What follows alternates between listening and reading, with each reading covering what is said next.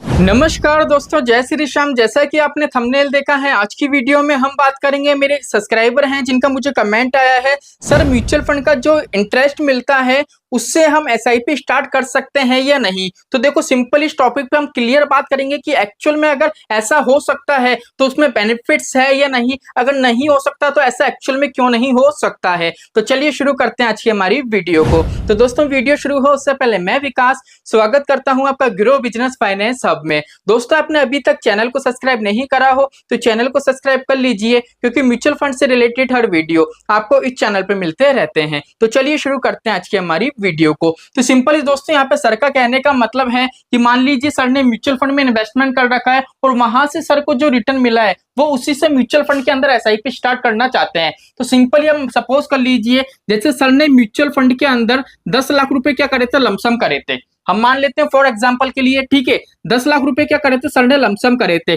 अब मान लीजिए 10 लाख के ऊपर उनको मान लीजिए 2 लाख का क्या है, रिटर्न मिल गया।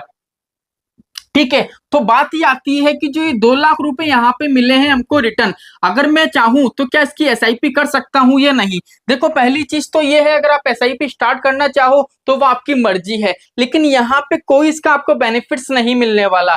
क्यों नहीं मिलने वाला? चलिए मान लीजिए यहाँ पे आपके पास 2 लाख की वैल्यू भी नहीं है। जैसे मान लीजिए सर ने 10 लाख रुपए या कितना भी पैसा क्या करा, लमसम में इन्वेस्टमेंट करा। अब रेगुलर बेस पे, मंथली बेस पे अगर हम एवरेज देखें तो सर को रिटर्न मिल रहा है 1,000 रुपए का। हम एक्चुअल में मान लेते हैं कि 1,000 रुपए का मंथली बेस पे यहाँ पे रिटर्न मिल रहा है लमसम के अंदर सर को। ठीक है, अब सर का ये कहना है कि 1,000 रुपए है, अगर मैं लमसम प्लान से निकाल के मेरा एसआईपी वाले सेक्शन में डालूं तो ये पॉसिबल है। देखो क्या होगा, आपको रिटर्न मिला 1,000 का, आपने 1,000 रुपए पहली चीज तो यहाँ पे क्या करा, विड्रॉ करा, आपके बैंक अकाउंट में ले लिया। अब 1,000 रुपए वापस से क्या कर रहे हो, आप म्यूचुअल फंड में एसआईपी के जरिए डाल रहे हो। तो इसमें बेनिफिट्स क्या होगा? बेनिफिट्स तो कुछ भी नहीं होगा। पहली चीज तो ये है, जो आपको नुकसान होगा यहाँ पे, आपकी जो कंपाउंडिंग है वो ब्रेक हो जाएगी। क्योंकि बिकॉज कंपाउंडिंग में क्या होता है, 1 का 2 होता है, 2 का 4 होता है, 4 का 16 होता है, ठीक है, 16 का 32 होता है। ठीक है, इसलिए रेगुलर बेस पे अगर आप आपका प्रॉफिट है उसको रिडीम करोगे, वापस से एसआईपी में डालोगे तो कोई मतलब वाली बात नहीं है, बिकॉज कंपाउंडिंग तो यहाँ ब्रेक हो ही रही है। और दूसरी चीज ये है, अगर रेगुलर बेस पे यहाँ पे आप क्या करोगे, अगर अपना पैसा विड्रॉ करोगे तो आपके चार्जेस है वो काफी ज्यादा लगेंगे। एक्सिट लोड है वो रेगुलर बेस पे आपको लगेगा। दूसरा चीज है, जो टैक्स है वो भी आपको काफी ज्यादा लगेगा।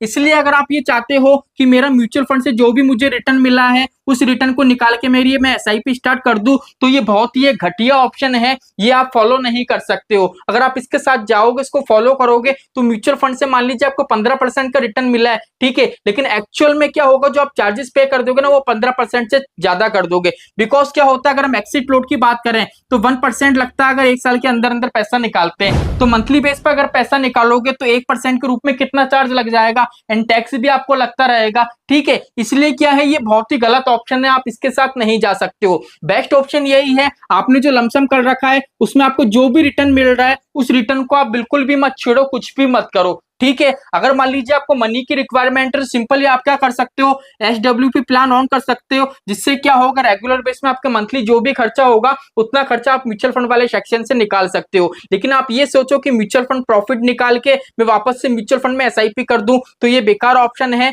ये पॉसिबल नहीं है। तो आई होप दोस्तों आज की वीडियो से आपको क्लियर हो गया होगा। तो चलिए आज के लिए इतना ही, मिलते हैं हमारी नेक्स्ट वीडियो में। जय श्री श्याम दोस्तों, जय श्री राधे।